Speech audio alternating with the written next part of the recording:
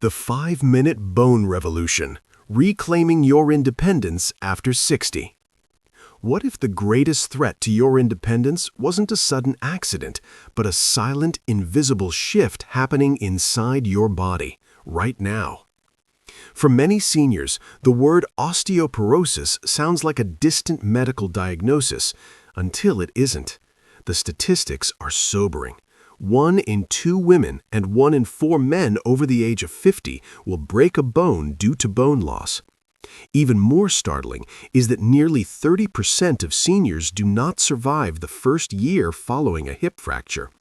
But according to Japan's oldest practicing physician, Dr. Shigyaki Hinohara, who is still seeing patients at over 100 years old, these injuries aren't an inevitability part of aging.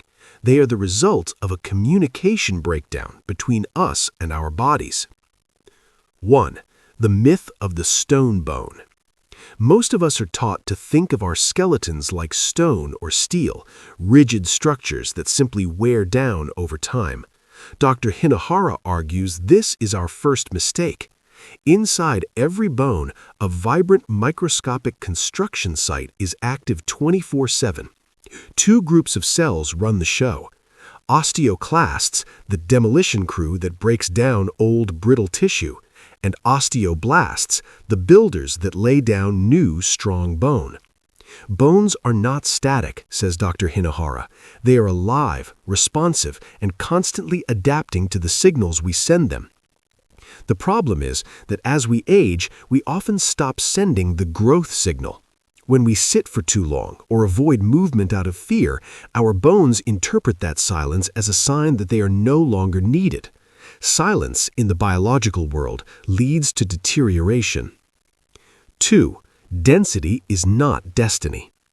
We often obsess over bone density scans, but the podcast reveals a more hopeful truth. Density isn't destiny. What matters more than the raw thickness of the bone is how you stimulate new growth and how you align the density you do have. This is driven by a scientific process called mechanotransduction. This means your bone cells convert mechanical pressure like gravity and muscle tension into biological signals that tell the builders to get to work. The goal isn't shouting at the body with aggressive, high-impact workouts. Instead, it's about a gentle, rhythmic conversation. 3. The 5-minute wall routine. If you want to rebuild your foundation, Dr. Hinohara suggests starting not with weights or pills, but with a simple vertical surface, a wall. This routine focuses on alignment, not just posture. Step 1. The reset. 2 minutes. Stand with your back against a wall. Let your heels be close to the base, your shoulder blades touching the surface, and if comfortable, the back of your head resting against it. Close your eyes and take 2 slow breaths. This simple act of alignment forces your deep stabilizer muscles, the ones that keep you upright, to wake up and support your spine. Step 2. The wall snow angel. 3 minutes.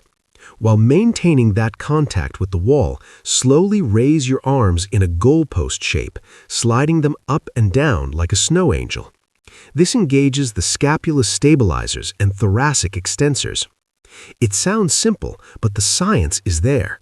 Studies in the Journal of Geriatric Physical Therapy show that these targeted postural exercises significantly improve balance and reduce spinal curvature in seniors.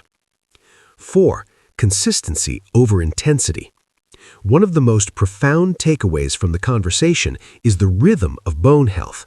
A common mistake is trying to make up for inactivity with a grueling 1-hour session once a week.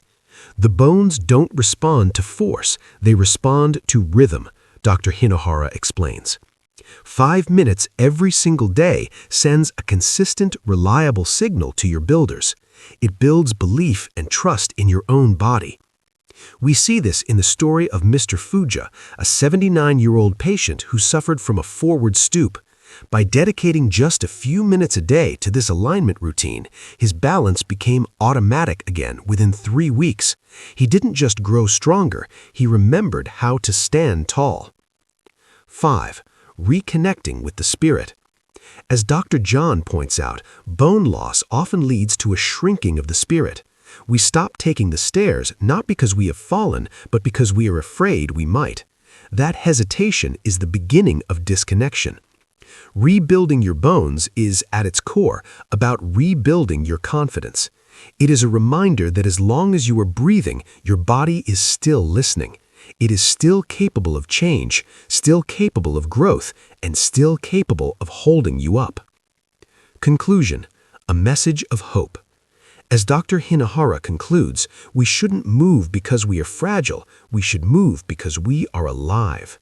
Whether you are 60, 80, or 100, the journey back to stability starts with a single 5-minute choice.